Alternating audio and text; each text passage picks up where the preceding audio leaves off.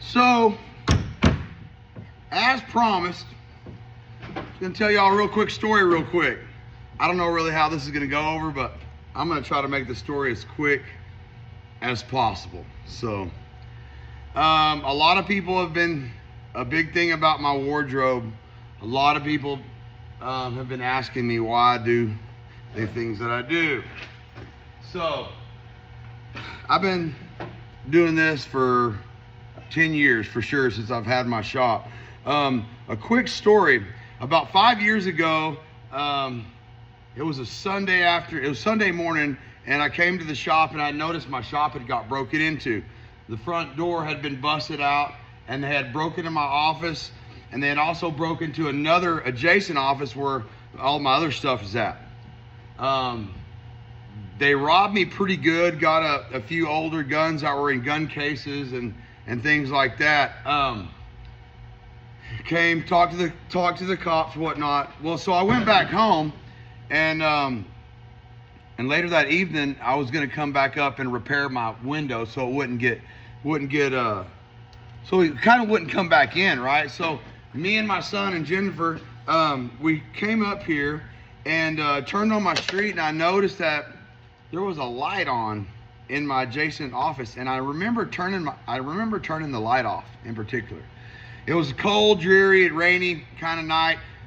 So I pull up to my shop and I shine my lights in the front of my office door there. Well, I'm looking down and I look up and my office door opens. And little do you know, this guy comes barging out of there with his bike. He's got a hoodie, masked up, just in black. Came back in to rob me. And I caught him in the act of robbing my shop. So he takes off, and I'm in a Toyota Tundra.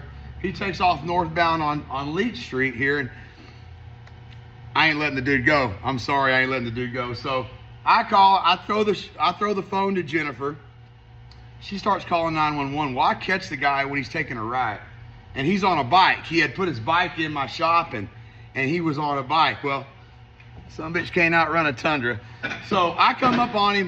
I hit him on the bike, and I'm thinking very fast, and I'm thinking, okay, this guy, I don't know what he's got on him, so I'm either gonna have a wrestling match, I'm gonna have to freaking hold him down or whatever, or I'm just gonna put my gun in his face and see how that. Now, this is the first time I've ever drawn a weapon on anybody in my life. I was kind of scared of it. I didn't really know what to do, but my adrenaline was running at the time, and I thought it was the best thing. Told Jennifer to hand me my gun. By the time he had got up off the ground, I had already drawn on him, and I was pretty mad at the time, and I was using some words. So I was like, "Get the on the ground!" Dude, I was just going off. Little did he know that. That gun really squared it away for the both of us. That guy basically did like an Aladdin, like sitting on his magic carpet, and he sat right on his ass. And I got over there and I put a foot in his back of his leg, back of his neck, and Jennifer was on the phone the whole time. But long story short, that situation could have took a turn for the worst either way. I had my family with me. I was there. I was coming to the shop. He could have been in there. I could have walked in. He could have attacked me. He could have shot me. He could have had a gun. Anything can happen. Okay? Anytime, anywhere in the world we live in, you got to be prepared. That's why I do what I do. Some people support me, some people don't. Thanks for the ones that do support me. And it's okay for the ones that don't. You can hide behind my back when the shit starts to hit the fan. I do say this. I've always lived by saying that I watched a movie growing up. It's from Lonesome Dove. And it's Captain Call was giving Newt a gun when they were going into Mexico.